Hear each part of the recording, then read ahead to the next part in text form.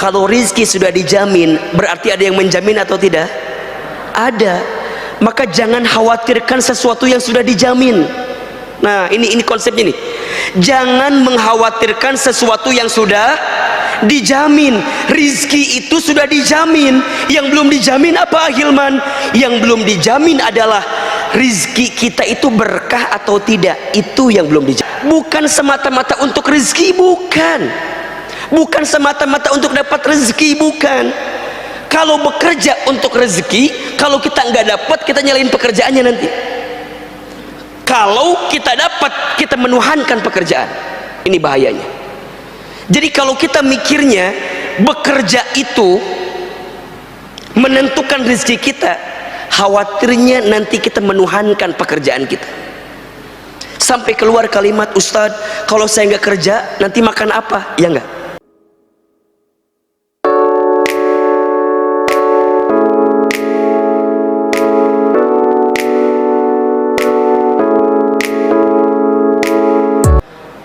Subhanallahi wa bihamdihi, subhanallahil azim, adada khalqihi wa ridha nafsihi wa zinata arshihi wa midada kalimatihi.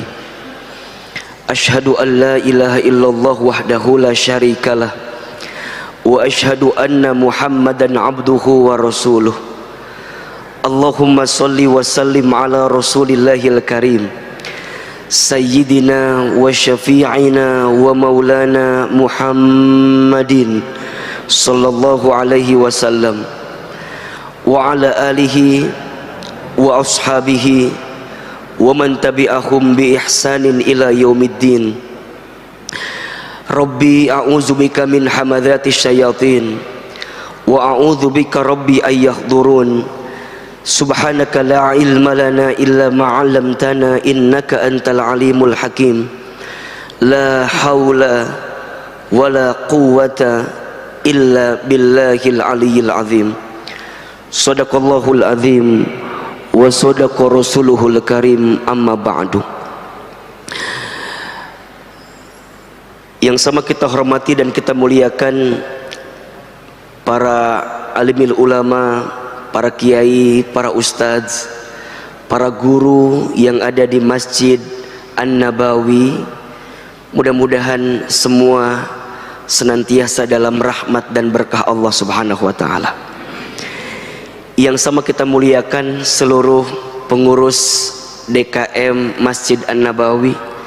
Semoga Allah limpahkan karunia dan rahmat kepada masjid ini. Semoga masjid ini Allah jaga dalam kebaikan dan keberkahan.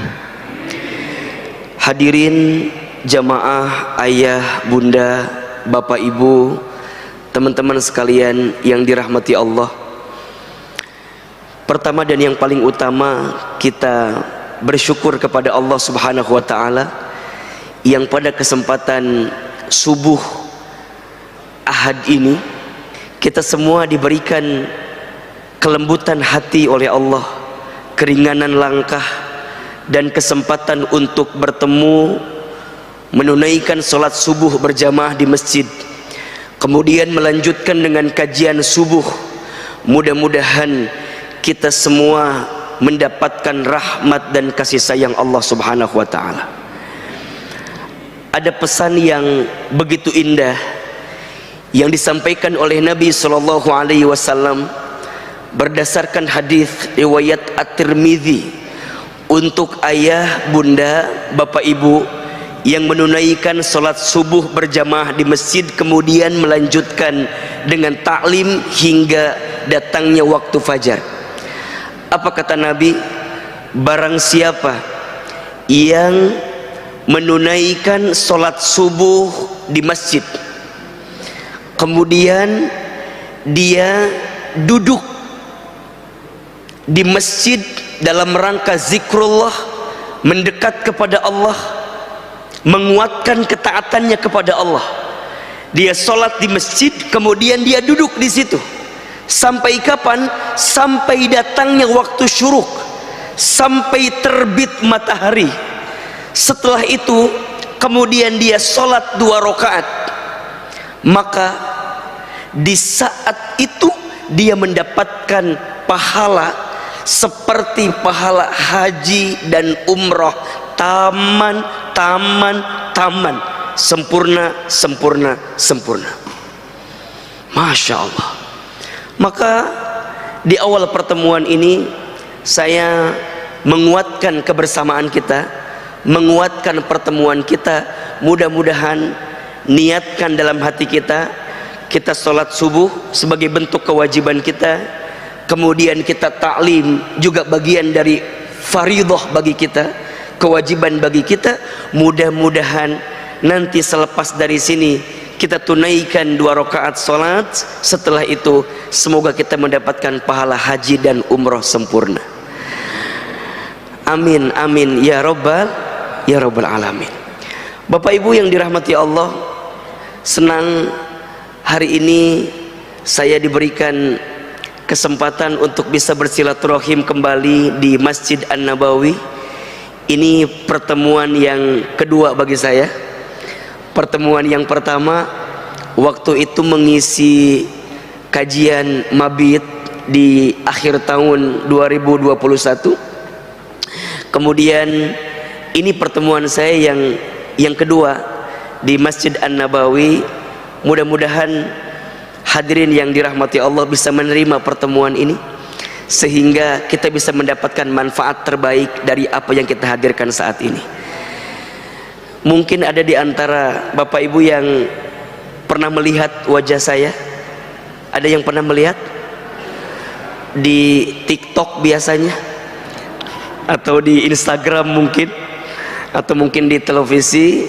Perkenalkan, nama saya Hilman Fauzi. Saya tinggal di Sentul di Bogor. Cukup lumayan jaraknya menuju ke Masjid An-Nabawi.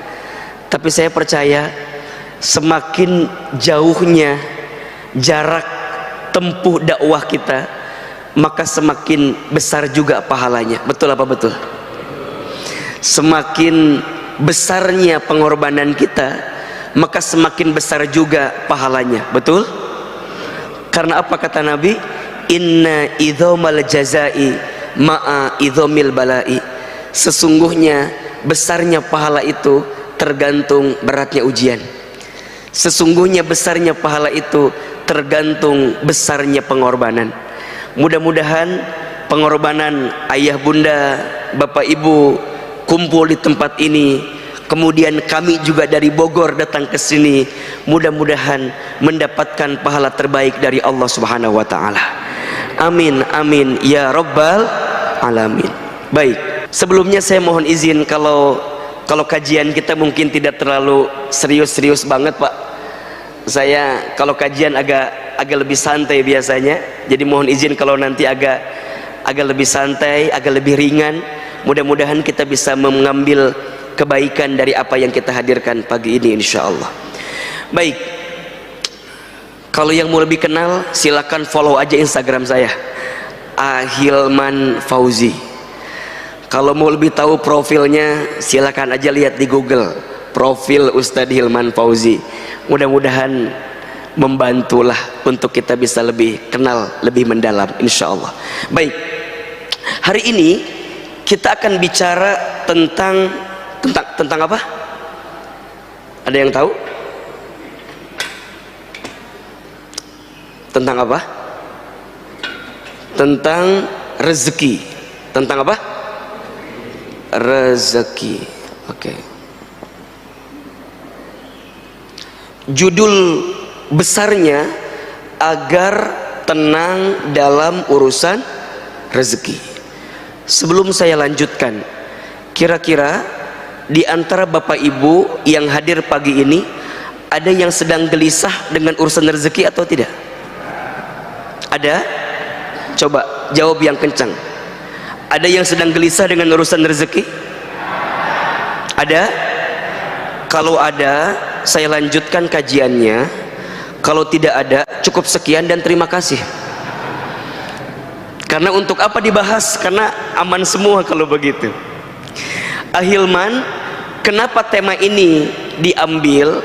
Salah satu alasannya karena di tengah kondisi seperti ini banyak orang yang gelisah dengan urusan rezeki. Betul apa betul? Iya apa iya? Nah, apa yang terjadi? Mohon maaf, tidak sedikit di antara kita yang stres gara-gara urusan rezeki, frustasi gara-gara urusan rezeki. Ujungnya apa? Stres pikirannya, frustasi keadaannya, sehingga dia tidak bisa mengambil kebaikan dalam hidupnya. Yang lebih parah, mohon maaf, rezekinya digelisahkan, yang ujungnya tidak menjadikan hidup dia bahagia, bahkan naudzubillah membuat dia jauh dari Allah Subhanahu wa taala. Ada orang yang frustasi, ada orang yang stres karena urusan rezeki. Ujungnya apa? Mohon maaf, tidak sedikit orang yang menyalahkan Allah, tidak sedikit orang yang keluar daripada agama Allah, tidak sedikit, mohon maaf, yang kemudian antipati untuk mendekatkan dirinya kepada Allah, yang pada akhirnya ini menjadi musibah yang sebenar-benarnya musibah.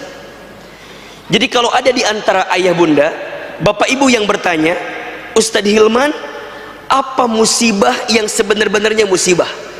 Musibah yang sebenar-benarnya musibah adalah saat kita ditimpa ujian, dengan ujian itu semakin menjauhkan kita dari Allah Subhanahu wa taala.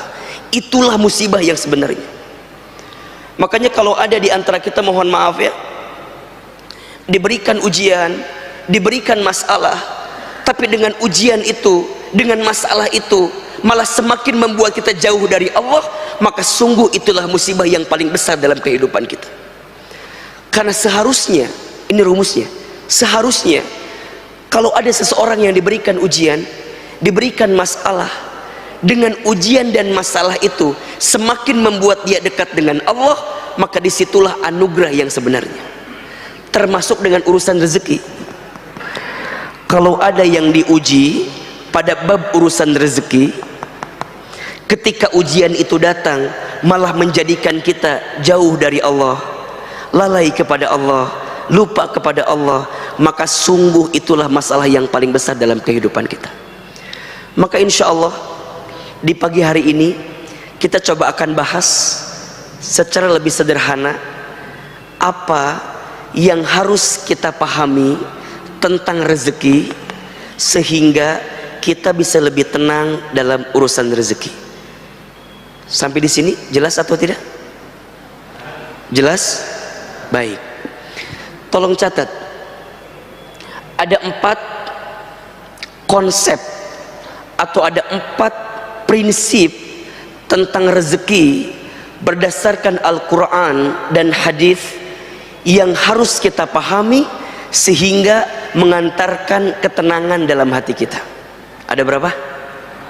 Ada berapa? Ada 4. Kita percepat. 1, rezeki itu sudah dijamin.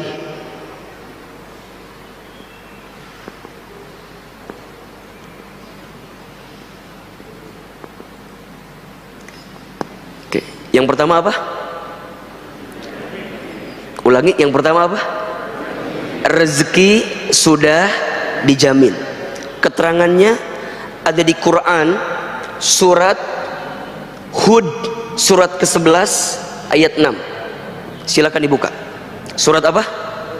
Surat Hud ayat 6. Silakan yang bawa mushaf Quran, silakan dibuka Al-Qur'annya.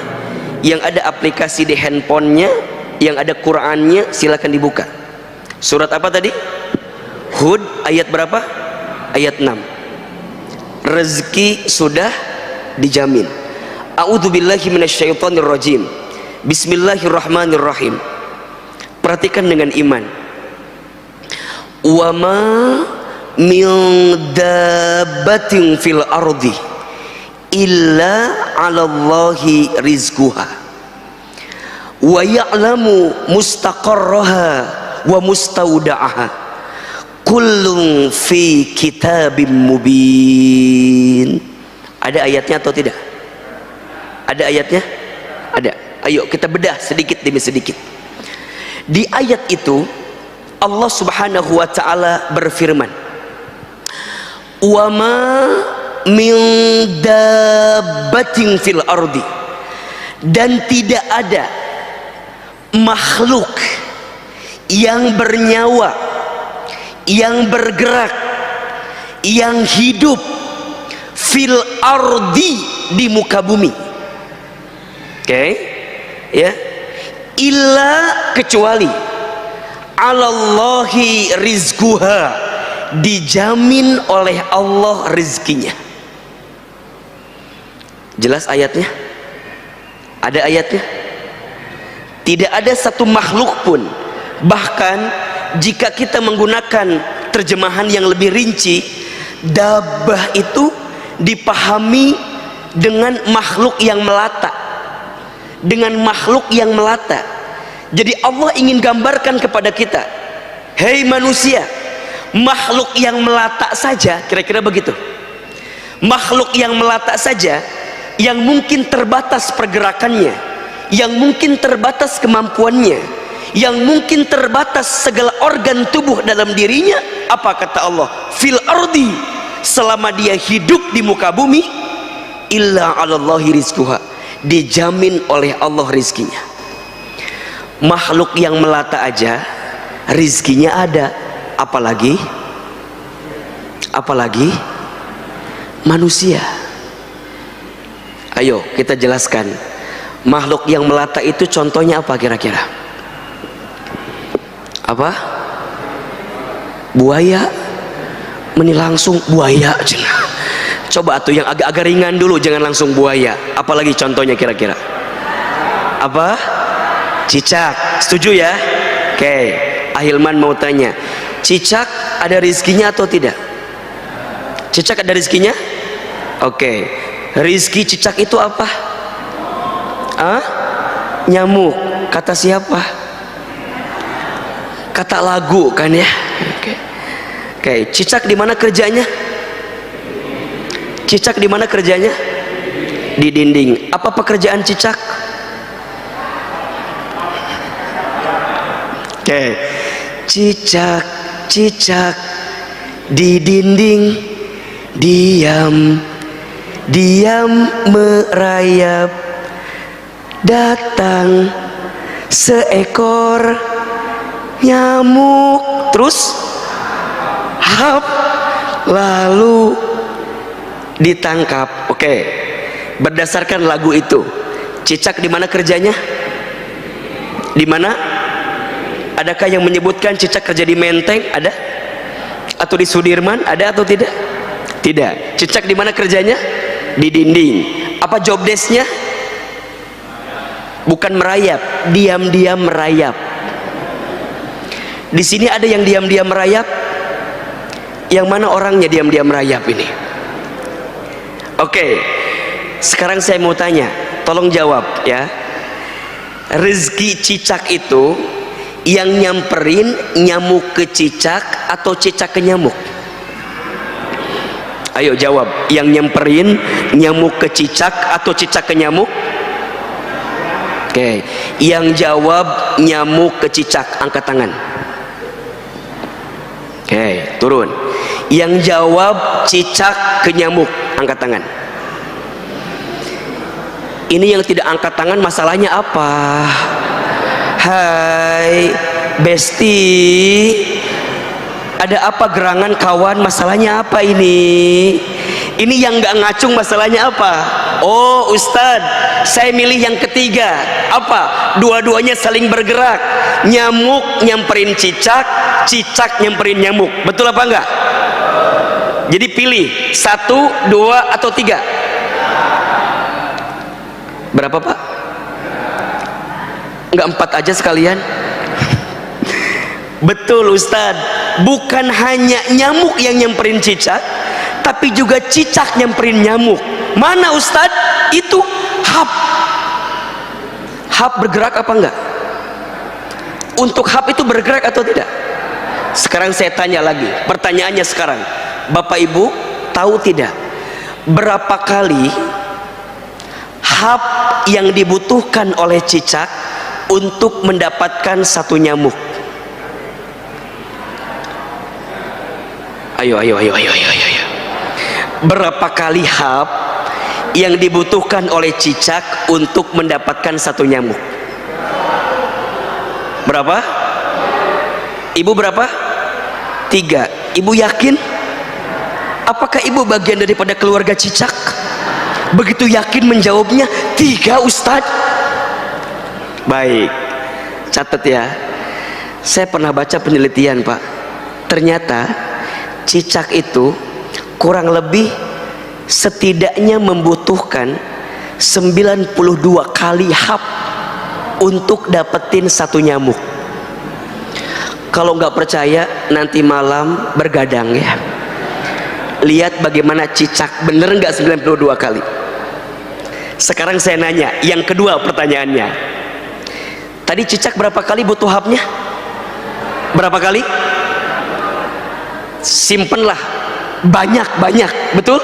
90 kali. Pertanyaan saya, mengapa cicak bisa konsisten melakukan gerakan diam-diam merayap dengan kondisi yang terbatas, bahkan kemudian dia hap sebanyak 90 kali lebih? Mengapa cicak bisa konsisten? Kalau bahasa kitanya, mengapa cicak bisa istiqomah, gitu ya kira-kira ya, untuk hap sebanyak 92 kali. Kenapa coba? Kenapa? Baik, ini kata kuncinya, illa 'alallahi rizquha, karena cicak yakin rizkinya dijamin sama siapa? Dijamin sama siapa? Pertanyaannya, cicak aja yakin. Halo,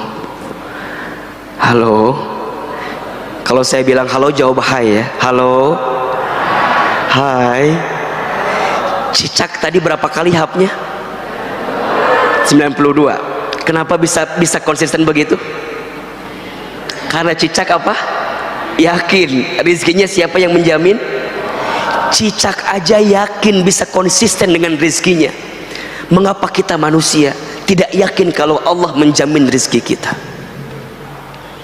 Maka mohon maaf jika ada di antara bapak ibu, teman-teman sekalian yang hari ini sedang galau dengan rezeki, tolong catat baik-baik, rezeki sudah tertakar, tak mungkin tertukar.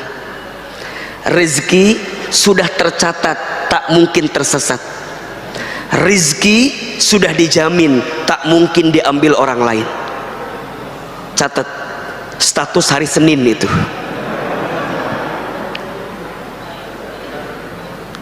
Hari apa? Hari Senin. Rezeki sudah tertakar, tak mungkin tertukar. Rezeki sudah tercatat, tak mungkin tersesat. Rezeki sudah dijamin, tak mungkin diambil orang lain. Berarti apa Ustaz? Illa 'alallahi rizquha. Yang menjamin rezeki kita siapa? Allah. Yang mengatur rezeki kita siapa? Allah. Yang menakar rezeki bagi kita siapa? Allah. Pertanyaannya, mengapa kita masih tidak yakin dengan rezeki kita? Berarti apa Ustaz? Selama kita hidup, kata kuncinya, selama kita hidup di muka bumi, maka selama itulah masih ada catatan rezeki untuk kita. Dan itu pun pula yang langsung disebutkan oleh Nabi SAW. Apa kata Nabi?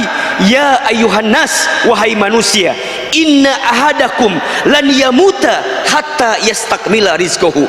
Sesungguhnya kamu sekalian tidak akan pernah mati, tidak akan pernah wafat, hatta yastakmila rizquha, sampai sempurna rizkinya. Itu siapa yang bilang? Siapa yang bilang? Rasulullah SAW. Kita tidak akan pernah wafat, tidak akan pernah mati sampai sempurna rizkinya. Fala tastabti'ur rizqa, maka jangan pernah berpikir rizkimu tidak ada. Kenapa? Karena selama engkau hidup, selama itulah Allah menjamin rizki untuk kita. Berarti mohon maaf, kalau hari ini kita masih bisa bernafas, masih ada rezeki atau tidak? Masih. Kalau hari ini kita masih bisa membuka mata, masih ada rezeki atau tidak? Masih. Maka tolong catat baik-baik ya, ayah, bunda, jamaah yang dirahmati Allah. Kalau pagi hari ini kita masih bisa bernafas, Allah masih berikan usia, kita masih bisa membuka mata, kita masih bisa menggerakkan diri kita, maka di saat yang bersamaan masih ada catatan rezeki untuk kita. Mohon maaf, jangan pernah berpikir rizkimu hilang, jangan pernah berpikir rizkimu tidak ada. Rizkimu ada, tapi hatimu yang seringkali sempit melihat rizki itu. Hidup ini mudah, yang sulit pikiran kita. Rizki itu lapang, yang sempit hati kita. Hidup ini murah, yang mahal gengsi kita. Catat status hari Selasa itu ya. Maka ini yang pertama, Ahilman kuatkan kepada yang hadir hari ini. Konsep pertama yang langsung disampaikan oleh Allah dalam Al-Quran, rezeki sudah dijamin. Kalau rezeki sudah dijamin, berarti ada yang menjamin atau tidak? Ada. Maka jangan khawatirkan sesuatu yang sudah dijamin. Nah, ini konsepnya nih. Jangan mengkhawatirkan sesuatu yang sudah dijamin. Rizki itu sudah dijamin. Yang belum dijamin apa, Ahilman? Yang belum dijamin adalah rizki kita itu berkah atau tidak. Itu yang belum dijamin. Dengan rizki itu jadi amal soleh atau tidak, itu yang belum dijamin. Dengan rizki itu kita bersyukur atau tidak, itu yang belum dijamin. Sedangkan rizkinya sudah dijamin, tapi keberkahan rizkinya belum dijamin. Apakah rizki saya mengantarkan ke surga atau tidak ya Ustadz? Itu. Apakah rizki saya yang saya dapatkan bisa meningkatkan iman saya atau tidak ya Ustadz? Bisa menambah amal soleh saya atau tidak ya Ustadz? Bisa menambah kebaikan atau tidak ya Ustadz? Maka mohon maaf, jangan sibuk dengan berapa banyak rizkimu, tapi sibuklah seberapa berkah rizkimu. Karena itu yang menjadi ketenangan dalam kehidupan kita. Hanya konsep awalnya kita harus meyakini dulu kalau rizki sudah dijamin oleh siapa? Oleh Allah. Maka nanti masuk konsep yang kedua. Apa? Konsep yang kedua itu rezeki harus dijemput. Apa yang kedua? Rezeki harus dijemput. Ustadz, kan rezeki udah dijamin. Iya, tapi mohon maaf, walaupun rezeki sudah dijamin, tetap kita diperintahkan untuk menjemput rezeki itu. Jadi menjemput rezeki ini perintah siapa? Perintah siapa? Perintah Allah. Kenapa di sini Ahilman menyampaikan kalimatnya dijemput, bukan dicari? Sekarang saya mau tanya, dijemput dengan dicari beda atau sama? Beda. Di mana bedanya? Biar cepat jawab aja, di situ gitu ya. Di mana bedanya? Di situ. Ahilman, apa bedanya dijemput dengan dicari? Kalau dijemput itu sudah ada, kalau dicari belum tentu ada. Konsepnya rizki sudah ada, betul? Tinggal tugas kita apa? Menjemput rezeki itu. Nah sekarang pertanyaannya, kalau ada orang yang tahu rizkinya ada, tapi mohon maaf, dia tidak bisa mendapatkan rizki itu, kira-kira yang salah apa? Yang salah apa? Yang salah rizkinya atau cara menjemputnya? Saya ulangi, Bapak tahu ada orang di situ. Misalnya, Ustadz tahu ada orang janjian di daerah kita nih, Bandar Wijaya. Oke, Ustadz tahu di situ tempatnya, tapi saya malah ambil jurusan ke Bekasi. Nyambung apa enggak? Ketemu apa enggak? Enggak kan? Berarti yang salah orang yang saya mau jemput atau salah saya yang menjemputnya? Salah saya yang menjemputnya kan? Rizki itu ada, cuman mungkin kita cara menjemputnya yang nggak pas. Mungkin salah angkotnya, mungkin salah busnya, mungkin salah jurusannya, mungkin salah caranya, sehingga tidak mengantarkan kebaikan pada rizki itu. Nah, ketika bicara dijemput, nah ini. Jemput rizki itu ada dua. Satu, ada menjemput rezeki dengan ikhtiar, namanya ikhtiar bumi. Ikhtiar apa? Ikhtiar bumi. Yang kedua, ada menjemput rezeki dengan ikhtiar langit. Ulangi. Ikhtiar menjemput rezeki ada berapa? Ada dua. Satu, ikhtiar apa? Ikhtiar bumi. Dua, ikhtiar apa? Ikhtiar langit. Oke. Berarti sekarang saya tanya begini, bekerja itu harus atau tidak? Tolong jawab. Bekerja itu harus atau tidak? Wajib atau tidak? Usaha itu wajib atau tidak? Wajib. Kalau ada yang berdagang kemudian itu usahanya, jadi wajib atau tidak? Jadi wajib. Usaha itu wajib, ikhtiar itu wajib, kita bekerja itu wajib. Karena itu perintah dari siapa? Perintah dari Allah. Maka mohon maaf kalau ada yang bilang gini, Ustadz, kenapa kita harus bekerja? Kan rezeki udah dijamin. Kan kadang-kadang ada yang nanya begitu. Ya, iya apa enggak? Ada yang nanya, Ustadz, kan rezeki udah dijamin katanya, terus ngapain kita kerja? Gitu kan? Sekarang apa jawabannya? Halo? Halo? Halo? Katanya rizki sudah dijamin, terus ngapain kita bekerja? Apa jawabannya? Karena apa? Ya sudah, saya kasih waktu 1 hari 24 jam ya untuk merenungkan jawabannya. Kan tadi sudah saya sampaikan, kenapa kita bekerja? Karena ini perintah dari siapa? Allah. Kita itu ikhtiar bukan semata-mata untuk rezeki, bukan semata-mata untuk dapat rezeki, bukan. Kalau bekerja untuk rezeki, kalau kita nggak dapat, kita nyalain pekerjaannya nanti. Kalau kita dapat, kita menuhankan pekerjaan. Ini bahayanya. Jadi kalau kita mikirnya bekerja itu menentukan rezeki kita, khawatirnya nanti kita menuhankan pekerjaan kita. Sampai keluar kalimat, Ustadz, kalau saya nggak kerja nanti makan apa? Ya enggak. Kalau saya nggak kerja nanti hidup saya gimana? Pertanyaan saya, itu kalimatnya benar apa salah? Benar apa salah? Salah. Bekerja itu bukan semata-mata untuk mendapatkan rezeki, tapi bekerja itu adalah kewajiban kita kepada Allah yang Allah perintahkan kepada kita.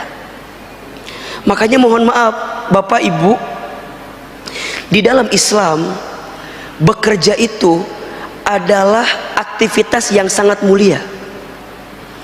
Disebutkan kata Nabi, barang siapa yang keluar dari rumahnya untuk mencari nafkah bagi keluarganya, maka dia sedang berada dalam jihad fi sabilillah. Masya Allah. Jadi kalau ada seorang ayah, seorang suami yang bekerja, berdagang, berusaha untuk mencari nafkah bagi keluarganya, maka dia sedang berada di jalan fisabilillah. Makanya mohon maaf, memahami jihad fisabilillah itu bukan hanya berperang, bukan hanya artinya ada orang yang menyerang kita kemudian kita berperang, bukan hanya itu. Tapi memahami jihad fisabilillah dengan cara apa? Bagaimana kita bersungguh-sungguh untuk mendapatkan kebaikan dalam hidup kita.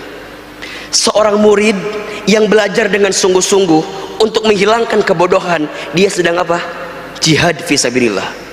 Seorang ayah, seorang suami yang dia bekerja untuk mengangkat derajat keluarganya, memberikan nafkah bagi keluarganya, itu ibadah atau bukan?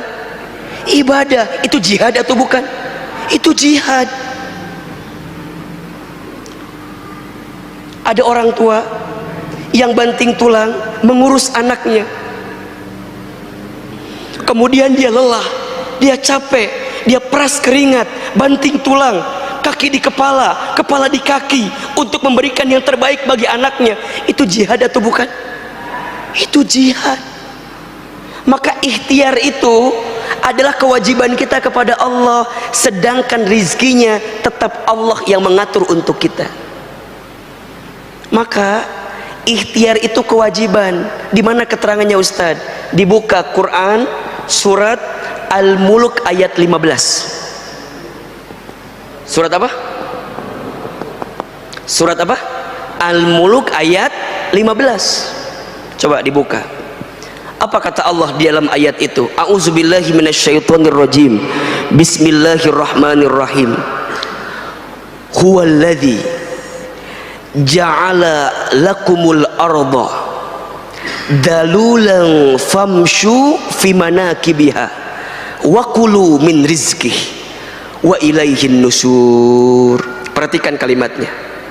Huwallazi, dialah Allah, ja'ala lakumul arda, yang menjadikan bumi ini zalulan, luas dan mudah untuk kamu jelajahi. Apa perintahnya? Famshu fi manakibiha, maka berjalanlah di muka bumi. Ada atau tidak? Ada?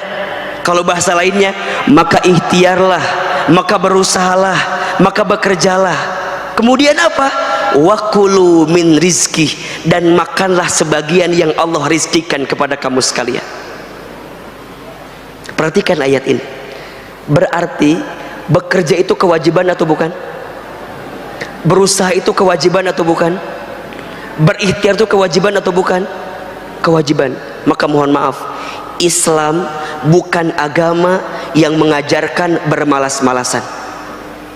Islam bukan agama yang mengajarkan kita untuk tidak berikhtiar dalam penuh kebaikan.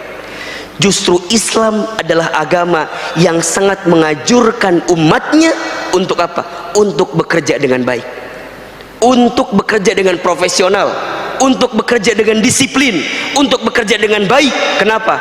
Karena ini bagian daripada ikhtiar kita menjemput rezeki. Makanya mohon maaf ya, Ahilman mah paling kesel sama orang yang bikin status akan indah pada waktunya. Kerja nggak mau, bisnis nggak mau, silaturahmi nggak mau, datang ke pertemuan-pertemuan bisnis nggak mau, suruh dagang nggak mau, malam tidur, pagi-pagi bikin status. Apa tulisannya? Apa tulisannya? Akan indah pada waktunya. Asa teu nyambung eta teh. Akan indah pada waktunya itu hanya berlaku bagi mereka yang mau menjemputnya, yang mau berikhtiarnya. Maka ingat, bekerja itu ikhtiar apa tadi? Ikhtiar apa? Ikhtiar bumi. Tapi mohon maaf, jangan terlalu mengandalkan ikhtiar bumi. Kalau kita mengandalkan ikhtiar bumi, berarti kita hanya terlalu pede dengan kemampuan kita. Maka nanti ada ikhtiar langit, apa? Ketakwaan. Gitu. Karena kita yakin yang menjamin rezeki adalah Allah Subhanahu wa ta'ala. Betul? Maka saat kita menginginkan rezeki dari Allah itu, jemputlah rezeki tadi dengan cara yang Allah inginkan kepada kita. Apa? Ketakwaan. Wa may yattaqillaha yaj'al lahu makhraja wa yarzuqhu min haitsu la yahtasib. Barang siapa yang bertakwa kepada Allah, niscaya Allah akan tunjukkan jalan keluar dari setiap masalah yang sedang dihadapi. Wa yarzuqhu min haitsu la yahtasib, dan Allah akan memberikan rizki dari jalan yang tidak disangka-sangka. Jelas sampai di sini? Jelas? Jadi kalau ayah bunda, bapak ibu, teman-teman sekalian ingin meningkatkan rizki dalam hidupnya, simple, tingkatkan ketakwaannya. Ini rumus bukan kata Ahilman, langsung Allah sebutkan dalam Al-Quran. Ustadz, apa itu takwa? Takwa itu artinya ketundukan, kepatuhan kita kepada Allah dengan cara apa? Mengerjakan semua perintah Allah dan meninggalkan semua larangan Allah itu. Maka nanti, lihat.